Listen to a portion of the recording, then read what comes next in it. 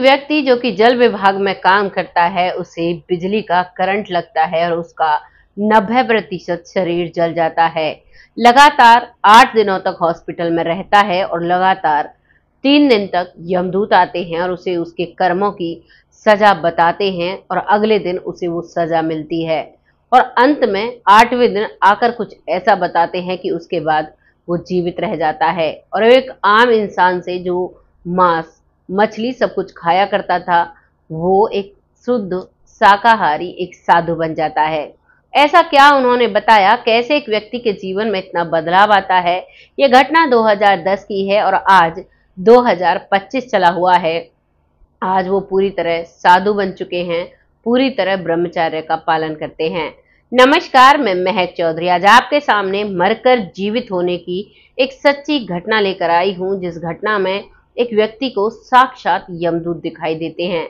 लेकिन जब उनका अंत समय यानी उन्हें ऊपर जाना होता है तो उन्हें कुछ ऐसा बताया जाता है जिसके बलबूते पर आज भी वो जिंदगी को हंसकर जीते हैं। ये कहानी शुरू होती है उड़ीसा के जगन्नाथपुरी से। उड़ीसा का जगन्नाथपुरी का एक व्यक्ति होता है जिसकी जल विभाग में ड्यूटी है और जल विभाग की ड्यूटी के कारण वो जगह जगह जाया करता है। और जब वो अपनी ड्यूटी कर रहा था तो उसे कंपनी से ऑर्डर मिलता है कि तुम्हें सूरत जाना है और सूरत में कुछ जो पानी के जो पाइप हैं, बहुत बड़े बड़े पाइप होते हैं जिनको बड़ी बड़ी क्रेनों से उठाया जाता है, जिनको हाइड्रा से उठाया जाता है, उन पाइपों को सेट करना था। करीबन 8 पाइप बताए गए थे और उनका ड्यूटी का वक्त खत्म भी हो जाता है, लेकिन उन्हें डबल पैसे देने की बात की जाती है और इस लालच में उनकी एक टीम जाती है। उन्हीं में एक व्यक्ति होता है जिसका नाम होता है सीतानाथ। सीतानाथ एक बहुत ही आम इंसान है, नौकरी करता है, घर में उनके मांस मछली सब कुछ पकता है और बहुत ही नॉर्मल जिंदगी जीने वाला व्यक्ति है। और जब वो इस काम को कर रहे थे तो जैसे ही वो पाइप को लगा रहे थे तो करीबन 7 पाइप लग चुके थे और लास्ट पाइप रह रहा था। तो उनका लंच का टाइम होता है और वो सभी कहते हैं अब इस पाइप को लास्ट में लगाएंगे, अब हम खाना खा लेते हैं। तभी वो जिद पड़ जाता है। सीतानाथ कहता है कि अब यहाँ से जाएंगे, फिर नहाएंगे, तब खाना खाएंगे, फिर से आकर धूल मिट्टी में होना होगा। ये एक ही तो पाइप बचा है, क्यों ना इसको लगा दिया जाए। पूरी टीम जिद करती है लेकिन वो अकेला जिद कर लेता है और वो भी उसकी बात मान जाते हैं।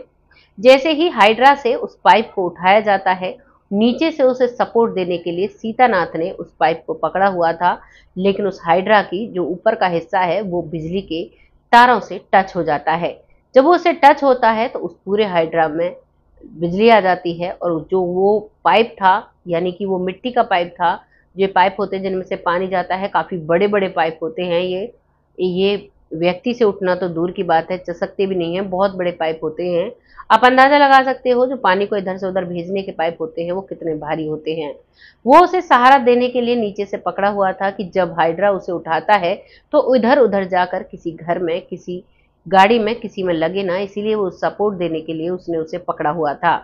और जैसे ही उसमें करंट आता है तो उसको महसूस होता है कि उसे कोई ऊपर की तरफ खींच रहा है। उसे तब भी ये एहसास नहीं था कि उसे करंट लगा है, उसे बिजली ने पकड़ लिया है। उसे बस ऐसा एहसास था कि ये अब ऊपर की तरफ खींच रहे हैं, पता नहीं क्या हो रहा है। तभी थोड़ी ही देर में उसका पूरा शरीर जल जाता है। उसका सीधा हाथ बहुत बुरी तरीके से जलता है, जिसमें आज भी हड्डी नहीं है।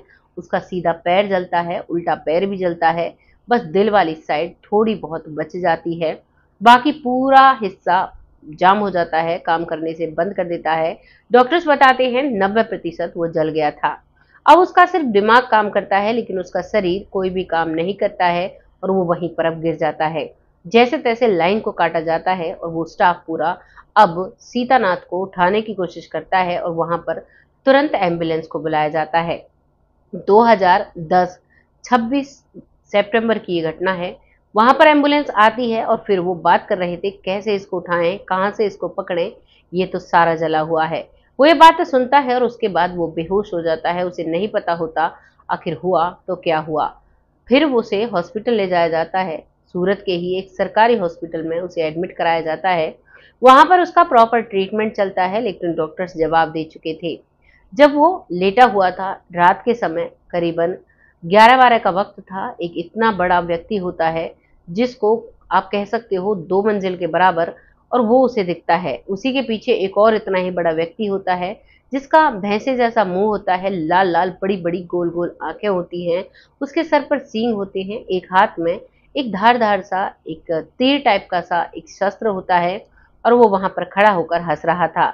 दूसरा भी हंस रहा था, दोनों आपस में बात कर रहे थे और सीतानाथ उनको देख रहा था। तभी वो कहते हैं, अब क्या हो रहा है, कैसा लग रहा है? तुम्हें तुम्हारे कर्मों की सजा मिल रही है। सीतानाथ कहता है, मैंने किसी का बुरा नहीं किया, ऐसा मेरा क्या कर्म बिगड़ा है जिसका मुझे ये सजा मिल रही है। तभी वो कहते हैं, ये देखो, वो दीवार की तरफ देखने को कहते हैं। तो सीतानाथ देखता है कि दीवार पर एक बच्चा चल रहा है, जो सीतानाथ ही था, जो 9वीं क्लास में पढ़ता था, स्कूल की यूनिफॉर्म पहनी हुई थी। स्कूल में कुछ लोग आकर कहते हैं, जो भी सांप को पकड़ेगा उसे एक पार्ले जी का बिस्किट मिलेगा। उस समय पार्ले जी का बिस्किट 3 रुपए का आया करता था। उड़ीसा की ये घटना है। जब स्कूल के बच्चों को ये बोला जाता है तो वो 3 रुपए के बिस्कुट के लिए सीतानाथ भी सांप पकड़ने चला जाता है। बगीचे में सांप होते हैं, उसको पकड़ने के लिए वो इधर उधर दौड़ता है। वो 2 सांपों को एक साथ पकड़ लेता है। अब 2 सांपों में से एक सांप तो कुंडली मारकर उससे छूट जाता है, लेकिन दूसरे को वो पकड़ लेता है और उसी के पास में उसका घर था। वो सोचता है, एक और पकड़ लेता हूँ, तब तक इसे यहाँ रख देता हूँ। और जो पहले के समय में गांव में आज भी आपको मिल जाएंगी, नांद बोलते हैं उनको, जिसके नीचे उनका गर्म दूध रखा रहता है और सारी चीजें रखी रहती हैं। ऐसे ही एक महिला ने, उसकी माँ ने गर्म दूध कर रखा था, उसके नीचे आंच थी, लेकिन उसे नहीं पता था उस बच्चे को कि इसके नीचे आंच है। वो उस नांद के नीचे उसे छुपा देता है सांप को, कि एक और ले आता हूँ, तब मम्मी को बताऊंगा। उसके नीचे आग थी और वो सांप जब उसके नीचे इधर उधर चलता है तो उससे धुआं निकलने लगता है। वो बच्चा 9th क्लास में पढ़ता है, वो मुड़कर उसे नहीं देखता है और वो दूसरा सांप पकड़ने के लिए चला जाता है। थोड़ी देर तक मेहनत करता है, लेकिन सांप नहीं मिलता है। स्कूल की भी छुट्टी होने वाली थी और वो दौड़ा दौड़ा उस सांप को लेने आता है कि इसको देता हूँ और एक पार्ले जी का पैकेट लेता हूँ। लेकिन वो घर जाके देखता है तो बहुत गंदी दुर्गंध उठी हुई थी और उस नांद के नीचे से एक धुआं निकल रहा था। वो उसे जाकर देखता है, इतने में ही उसकी माँ आ जाती है और माँ ये सब कुछ देखकर उस पर बहुत गर्म होती है, उसे चप्पल से पीटती है, क्योंकि वो सांप आधा जल चुका था और वो जीवित भी था। तभी वो यमदूत कहते हैं कि हम यमदूत हैं और ये तुम्हारे कर्म है जिनकी सजा तुम्हें मिली है। तुम इसी तरीके से आधे जले हो, अभी जीवित हो। वैसे ही वो सांप जीवित था। वो कहता है कि हाँ, ये मुझे याद नहीं था, लेकिन ये मैंने किया था। अब वो वहां से जाते हैं और जाते जाते कहते हैं कि अब तुम्हारे साथ ये सजा तुम्हें मिल चुकी है, अब एक और सजा तुम्हें मिलेगी कि तुमने गर्म पानी में मुर्गियों को खौलाया है, जीवित मुर्गियों को, और जितना उन्हें दर्द सहना पड़ा था वो तुम्हें सहना पड़ेगा। वो सोचता है कि अब तो मैं जल चुका हूं, अब कैसे सहना पड़ेगा। वो डर भी जाता है, लेकिन वो वहां से चले जाते हैं। सुबह होती है, डॉक्टर्स की टीम आती है और अब उसको ले जाया जाता है। उसको ओटी रूम में ले जाया जाता है और वहां पर एक गर्म खौलता हुआ पानी उसके उस पैर पर डाला जाता है, जो पैर बिजली की वजह से जल चुका था, काला पड़ चुका था। वो उसकी खाल को हटाने की कोशिश करती है, वो डॉक्टर्स की टीम। उसमें कुछ सीखने वाले छात्र भी थे। जैसे ही वो गर्म पानी उसके पैर पर पड़ता है, वो तिलमिला जाता है। उसे 4 लोगों ने पकड़ा हुआ था, उसका भाई भी साथ में था, लेकिन वो जमीन पर गिर जाता है। जितना दर्द वो महसूस करता है, तब वो उन लोगों को याद करता है, उन जीवों को याद करता है जिनके साथ उन्होंने ये घटना की थी। अब उसे फिर से उसी बेड पर लाया जाता है, उसकी मलहम पट्टी की जाती है, उसको ट्रीट किया जाता है और अब वो फिर से अपनी बेहोशी की हालत में चला जाता है। अब रात होती है, फिर रात के 11-12 बजते हैं और फिर से वो दोनों यमदूत उसे दिखाई देते हैं।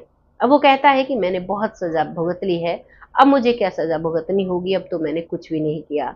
तभी वो हंसने लगते हैं, एक दूसरे की तरफ देखते हैं और कहते हैं, बस इतने से ही घबरा गया, अभी तो जो जो तूने किया है उसका तुम्हें भुगतान तो करना पड़ेगा। तभी वो कहते हैं कि ये देखो दीवार पर, तुमने बहुत से जानवरों के साथ बहुत कुछ किया था। तुमने चूहों की जो पूंछ होती है उसमें एक धागा बांधकर उन्हें खींच खींच कर इधर उधर पटका था, उनकी पूंछ भी कट जाती थी और तुम मजा लिया करते थे। इस सब को देखकर उसे एहसास होता है, वाकई में उसने ऐसा किया था। कभी तितली को बांध लिया करता, उसके पंख कट जाया करते, तो कभी बिच्छू को काट लिया करता, पकड़ लिया करता, उसका डंक कट जाया करता। छोटेपन में ऐसे ही इन सभी जीवों के साथ वो खेला करता और उससे कहा जाता है कि अब तुम्हारा एक अंग जाएगा। जैसे ही उसे ये पता चलता है तो अब वो डरने लगता है और सोचता है कि अब तो मेरा ये पैर ही कटेगा शायद, कुछ तो होगा, क्योंकि कल इन्होंने जो बोला वो हुआ था। दूसरी सुबह होती है, फिर से वो डॉक्टर की टीम आती है, फिर से उसे उठाकर ओटी रूम में ले जाते हैं और अब की बार उसका सीधे हाथ की जो हड्डी है वो बिल्कुल खराब हो चुकी थी, उसे काटकर और सीधे हाथ का अंगूठा काटकर अलग कर दिया जाता है। उसे जो असहनीय दर्द महसूस होता है वो अपने सारे कर्मों को याद करता है और बहुत रोता है और फिर से उसी बेहोशी की हालत में चला जाता है। वो सो जाता है, रात हो जाती है, फिर से रात के वक्त वो दोनों आते हैं और अब की बार जब वो दोनों आते हैं तब कहते हैं कि तुमने बहुत गलत किया था। तुमने एक जीवित मछली को पटक पटक कर मारा था और उसकी आंत निकल आई थी। तुम्हें एहसास होगा क्या हुआ होगा उनके साथ। वो कहने लगता है कि हाँ, मैंने एक मछली को बार बार एक पत्थर पर पटका था, उसकी आंत निकली थी, क्या अब मेरी भी आंत निकलेगी? तभी वो दोनों कहते हैं कल देख लेना। तो उसका जो सीधा पाँव है उसको डॉक्टर उसी तरीके से ट्रीट करते हैं और अब की बार उसका सीधा पैर का अंगूठा चला जाता है। उसका शरीर अधमरा हो चुका था, उसके शरीर से कई जगह से चीजें हट हट गई थी। उसे बहुत दर्द महसूस हो रहा था और वो अपने पुराने कर्मों को बहुत याद कर कर रो रहा था और सोच रहा था, काश मैंने ऐसा ना किया होता, काश मैंने ऐसा ना किया होता तो आज मुझे ये एहसास नहीं होता, आज मुझे दर्द नहीं सहन करना पड़ता। ये सभी सोचता सोचते वो सो जाता है और अब लगातार 4-5 दिन तक कोई भी उसके सपने में नहीं आता है। उसका ट्रीटमेंट चलता रहता है और अब 8वां दिन होता है। जब 8वां दिन होता है तो वो दोनों यमदूत आते हैं और जैसे ही वो आते हैं तो वो व्यक्ति कहता है कि क्या अब मुझे तुम्हारे साथ चलना होगा? तो वो दोनों हंसने लगते हैं और उनके पास एक पत्रिका होती है, उसे वो खोलते हैं और उसमें वो नाम देखने लगते हैं। जैसे ही वो नाम देखते हैं तो इसमें एक बोलता है कि अरे वाह, ये तो चमत्कार हो गया, इसे तो अभी जाना ही नहीं है। दूसरा बोलता है ऐसा कैसे हुआ, हम तो इतने दिनों से इसके पास आ रहे हैं और इसकी ऐसी हालत हो चुकी है, इसको तो जाना होगा। तभी वो कहते हैं कि इसने पिछले जन्म में एक साधु बाबा की सेवा की थी। उन साधु ने, इनके गुरुजी ने इनको एक आशीर्वाद दिया था, उसमें कहा था कि तुम जब अगला जन्म लोगे तो तुम्हें हरि की भक्ति प्राप्त होगी, तुम एक बहुत अच्छे साधु बनोगे। और इसी बात के साथ वो वहां से चले जाते हैं और कहते हैं अभी तुम्हारा वक्त नहीं है, अभी तुम्हें जीना होगा। जैसे ही वो वहां से जाते हैं वो पूरे होश हवास में रहता है और इसी बात को याद करते करते वो सो जाता है और यही सोचता है कि शायद अब मैं जीवित रहूंगा, शायद मैं अब इस दुनिया से नहीं जाऊंगा। सुबह होती है, 9वां दिन होता है। डॉक्टर्स कहते हैं कि अब तुम लगभग ठीक हो, ट्रीटमेंट के लिए आते रहना, अब तुम्हें डिस्चार्ज कर दिया जाएगा। अब उसे वहां से डिस्चार्ज किया जाता है और वो अपने घर उड़ीसा जगन्नाथपुरी में पहुंच जाता है।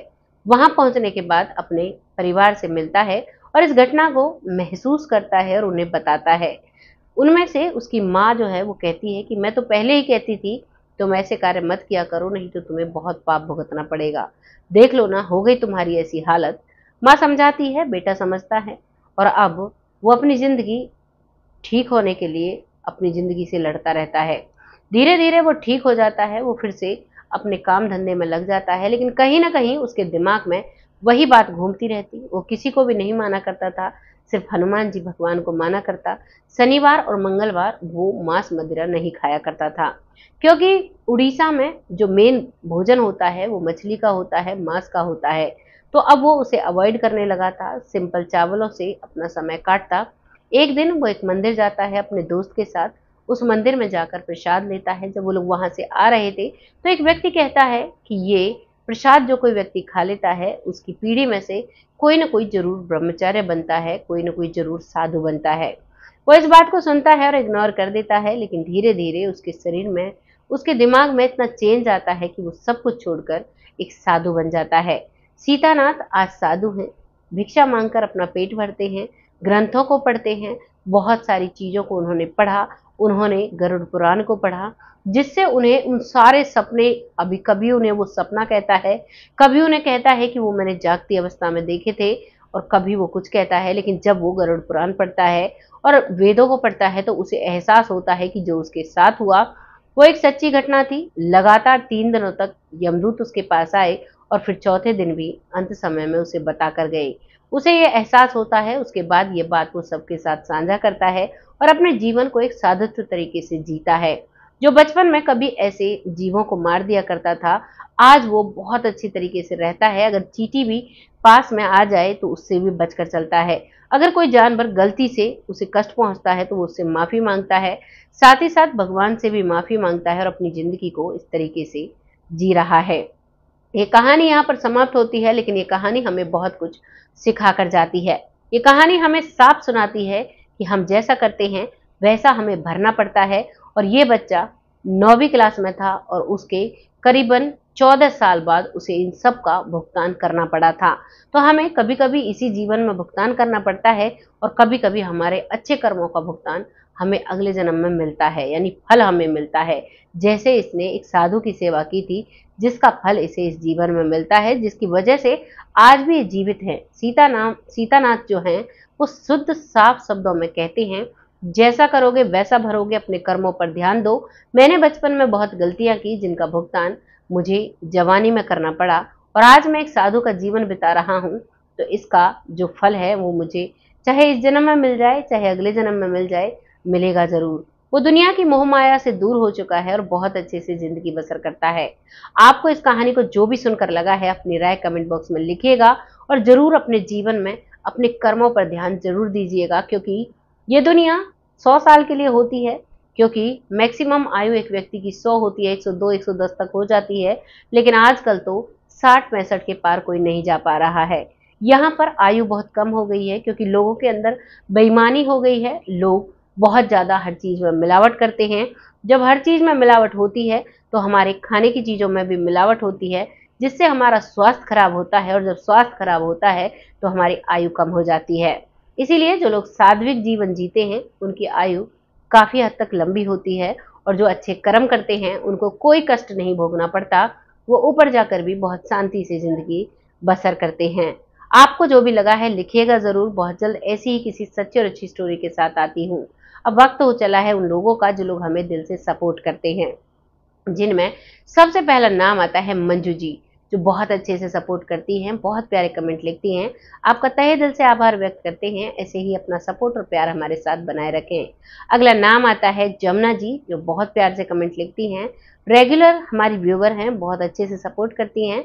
आपका तहे दिल से आभार व्यक्त करते हैं। ऐसे ही अपना सपोर्ट हमारे साथ बनाए रखें। अगला नाम आता है सरयू वाला जी, जो रेगुलर व्यूवर हैं, बहुत अच्छे से लिखती हैं, बहुत प्यारे कमेंट होते हैं। आपका तहे दिल से आभार व्यक्त करते हैं। ऐसे ही अपना सपोर्ट हमारे साथ बनाए रखें। अगला नाम आता है मोहम्मद यासीन जी, जो बहुत अच्छे से कमेंट लिखते हैं, बिटिया कहकर संबोधित करते हैं। आपका तहे दिल से आभार व्यक्त करते हैं। ऐसे ही अपना सपोर्ट हमारे साथ बनाए रखें। अगला नाम आता है रामायण कुशवाहा जी, जो बिटिया कहकर संबोधित करते हैं, बहुत अच्छे से कमेंट लिखते हैं। आपका तहे दिल से आभार व्यक्त करते हैं। आप स्वस्थ रहें, मस्त रहें जीवन में, यही कामना करते हैं। अगला नाम आता है राजेंद्र पालकर जी, जो बहुत अच्छे से कमेंट करती हैं, बहुत प्यारे कमेंट होते हैं। आपका तहे दिल से आभार व्यक्त करते हैं। ऐसे ही अपना सपोर्ट बनाए रखें। अगला नाम आता है नूरी जी, जो बहुत अच्छे से कमेंट किया है। आपका तहे दिल से आभार व्यक्त करते हैं। ऐसे ही अपना सपोर्ट हमारे साथ बनाए रखें। अगला नाम आता है भूप सिंह सैनी जी, जो बहुत अच्छे से कमेंट करते हैं, बहुत प्यारे कमेंट होते हैं। आपका तहे दिल से आभार व्यक्त करते हैं। ऐसे ही अपना सपोर्ट हमारे साथ बनाए रखें। अगला नाम आता है पिंकी भोई जी, जो बहुत प्यारे कमेंट करती हैं। आपका तहे दिल से आभार व्यक्त करते हैं। ऐसे ही अपना सपोर्ट हमारे साथ बनाए रखें। अगला नाम आता है राजबाला सैनी जी, जो बहुत अच्छे से कमेंट किया है। आपका तहे दिल से आभार व्यक्त करते हैं। ऐसे ही अपना सपोर्ट हमारे साथ बनाए रखें। अगला नाम आता है लखविंदर सिंह जी, जो बहुत अच्छे से सपोर्ट करते हैं, बहुत प्यारे कमेंट होते हैं। आपका तहे दिल से आभार व्यक्त करते हैं। ऐसे ही सपोर्ट बनाए रखें। अगला नाम आता है विवेक चौधरी जी, जो बहुत अच्छे से कमेंट करते हैं, बहुत सपोर्ट करते हैं। आपका तहे दिल से आभार व्यक्त करते हैं। ऐसे ही अपना सपोर्ट हमारे साथ बनाए रखें। अगला नाम आता है कंचन डागर जी, जो बहुत अच्छे से कमेंट करती हैं। आपका तहे दिल से आभार व्यक्त करते हैं। ऐसे ही अपना सपोर्ट हमारे साथ बनाए रखें। अगला नाम आता है गीतांजलि जी, जो बहुत अच्छे से कमेंट करती हैं, बहुत प्यार देती हैं। आपका तहे दिल से धन्यवाद करते हैं। जो लिखती हैं हम मुरैना से हैं। आपका तहे दिल से आभार व्यक्त करते हैं। ऐसे ही अपना सपोर्ट हमारे साथ बनाए रखें। अगला नाम आता है रांची जी, जो उत्तर प्रदेश से हैं, बहुत अच्छे से लिखती हैं। आपका तहे दिल से धन्यवाद करते हैं। ऐसे ही अपना सपोर्ट हमारे साथ बनाए रखें। बहुत से नाम रह गए हैं जिनको अगली वीडियो में ले लिया जाएगा। ऐसे ही अपना सपोर्ट और अपना प्यार हमारे साथ बनाए रखें, जिससे कि हम ऐसी सच्ची और अच्छी कहानी आपके सामने साझा करते रहें। तब तक के लिए जय हिंद, जय भारत।